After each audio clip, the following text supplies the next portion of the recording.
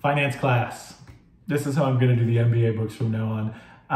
I was even getting a little bored with doing the MBA books. So instead, I'm going to break them up into the individual classes.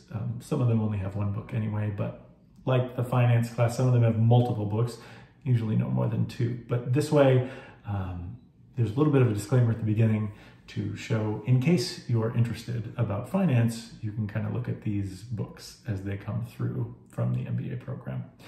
The first book we read in our finance class was A Concise Guide to Macroeconomics by David A. Moss. I gave it 3 out of 5 stars on Goodreads, and I wrote this about it after the course. Concise is totally accurate, and in a good way. It was a great initial resource for the finance and macroeconomics course in my MBA program. It's written in enough of a spoken style to keep a naive voice like myself interested, and doesn't bother with the fluff that gets all of us to roll our eyes.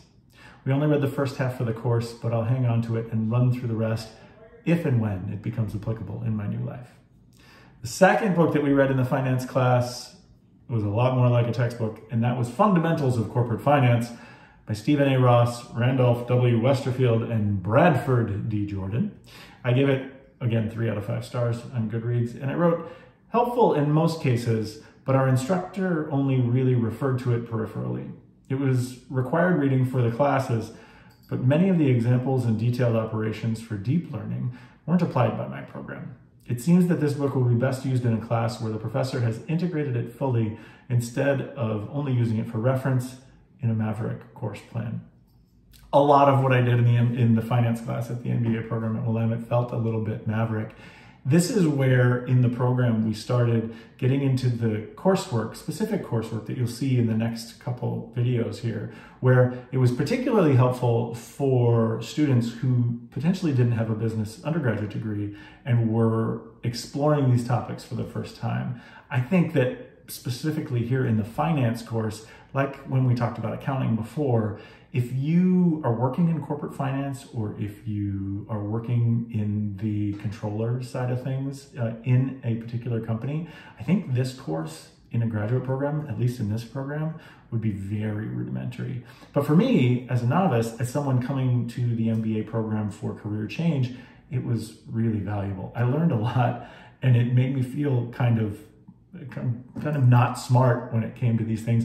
Like one of the things that that was new to me was that before I came to the master's program in business, I think I just believed that there was free trade in the world. I didn't understand that there were that how tariffs worked. I didn't understand that it wasn't just possible to just sell your wares in another country without treating other countries like initial customers and really being taxed on the way things are going, and in a lot of cases not being allowed to sell in other countries. So that was something that was interesting to me.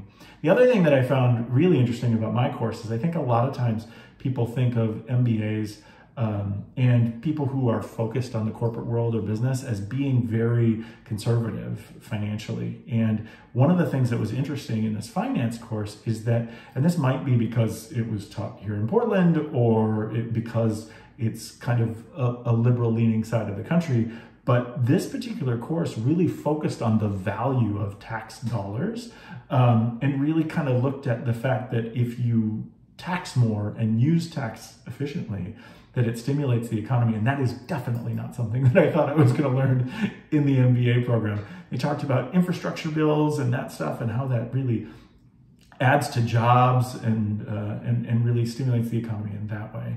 And that is something that I didn't expect to learn when I was studying for a master's in business. So again, I think if you are specifically focused on corporate finance, that these books might possibly not be the right fit for you.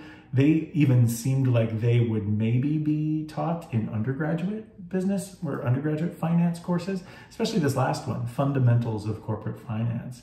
And even the first one, A Concise Guide to Macroeconomics. These things felt like they were probably undergraduate level textbooks, even though I really, really enjoyed the learning and it was really valuable for me, especially coming with a degree from somewhere else. So I gave both of them 3 out of 5 stars. And if you are interested in finance, they might make for great texts. That first one, The Concise Guide to Macroeconomics, I think is a really, really well-written text and makes things like macroeconomics and finance really interesting. And it's a quick reference as well. So I would recommend that too. But if you have no interest in finance and you're not interested in a master's degree in business, I don't think any of this stuff is going to be interesting to you. And that's why I'm consolidating these books now in the different courses. I have 3 more courses to go. So the 3 next videos are going to be like operations, international business, marketing, all these things. Some of them will come with more memoirs about my life, but this will be the way I do it from now on, class by class. So this is finance class. Both of these texts I gave 3 out of 5 stars on Goodreads. Till next.